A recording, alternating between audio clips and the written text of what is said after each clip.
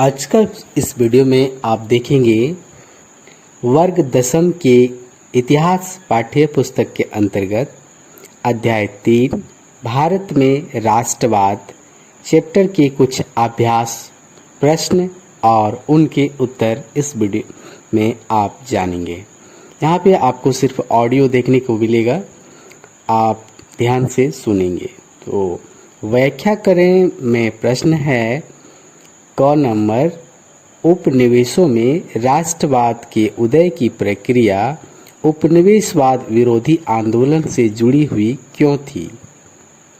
उत्तर है, उपनिवेशवाद विरोधी आंदोलन ने सभी जाति, वर्ग और संप्रदाय को विदेशी शासन के विरुद्ध संघर्ष के लिए एकजुट किया।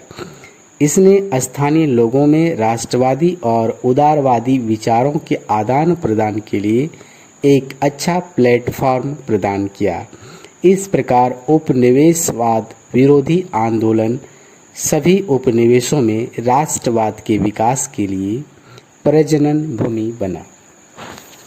प्रश्न नंबर ख, पहले विश्व युद्ध ने भारत में राष्ट्रीय आंदोलन के विकास में किस प्रकार योगदान दिया? इनके उत्तर हैं, प्रथम विश्व युद्ध के समय भारत में बढ़ते मूल्यों ने जन सामान्य के सामने कठिन समस्या खड़ी कर दी। ग्रामीण इलाकों में सिपाहियों को जबरन भर्ती किया गया, जिसके कारण ग्रामीण इलाकों में व्यापक गुस्सा था। साथ ही फसलों की बर्बादी ने भारतीयों में ब्रिटिश विरोधी और राष्ट्रवादी भावनाओं को फैला दिया। प्रश्न ग, भारत के लोग रॉलेट एक्ट के विरोध में क्यों थे? उत्तर, ब्रिटिश विरोधी भावनाओं को रोकने के लिए ब्रिटिश सरकार ने रॉलेट एक्ट पारित किया। इस कानून के तहत बिना मुकदमा चलाए किसी भी व्यक्ति को नज़रबंद किया जा सकता था। सरकार रॉलेट एक्ट द्वारा क्रांतिकारी गतिविधियों पर रोक लगाना चाहती थी, इसलिए भारत के लोग रॉलेट एक्ट के विरोध में थे और भारत के लोगों ने इसे काला कानून की संज्ञा दी। प्रश्न घ, गांधी जी ने असहयोग आंदोलन को वापस लेने का फैसला क्यों लिया? उत्तर, गांधी जी को असहयोग आंदोलन 12 फरवरी 1922 को वापस लेना पड़ा, क्योंकि चोरी चौरा नामक स्थान पर 5 फरवरी 1922 की घटना ने उन्हें झकझोर दिया। चोरी चौरा में बाजार से गुजर रहे एक शांतिपूर्ण जुलूस पुलिस के साथ हिंसक टकराव में बदल गया। जनता ने आवेश में आकर थानेदार और कई सिपाहियों की हत्या कर दी और पुलिस स्टेशन में आग लगा दी।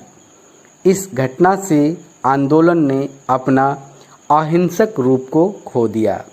गांधी जी ने इस घटना से दुखी होकर के असहयोग आंदोलन को वापस लेने का फैसला लिया। प्रश्न नंबर 2, सत्याग्रह के विचार का क्या मतलब है? इनका उत्तर है, सत्याग्रह जन आंदोलन का एक नया तरीका था। सत्याग्रह के विचार में सत्य की शक्ति पर आग्रह और सत्य की खोज पर जोर दिया जाता था। इसका अर्थ यह था कि अगर आपका उद्देश्य सच्चा है, यदि आपका संघर्ष अन्याय के खिलाफ है, तो उत्पीड़क से मुकाबला करने के लिए आपको किसी शारीरिक बल की आवश्यकता नहीं है। प्रतिशोध की भावना या आक्रामकता का सहारा लिए बिना सत्याग्रही केवल अहिंसा के सहारे भी अपने संघर्ष में सफल हो सकता है।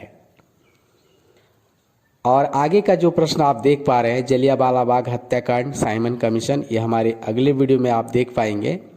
इनके उत्तर को यदि आप मैट्रिक की तैयारी करने वाले छात्र हैं या आपके घर में कोई बच्चे जो मैट्रिक की तैयारी करना चाहते हैं, तो हमारे चैनल को सब्सक्राइब कर लें। Thanks for watch.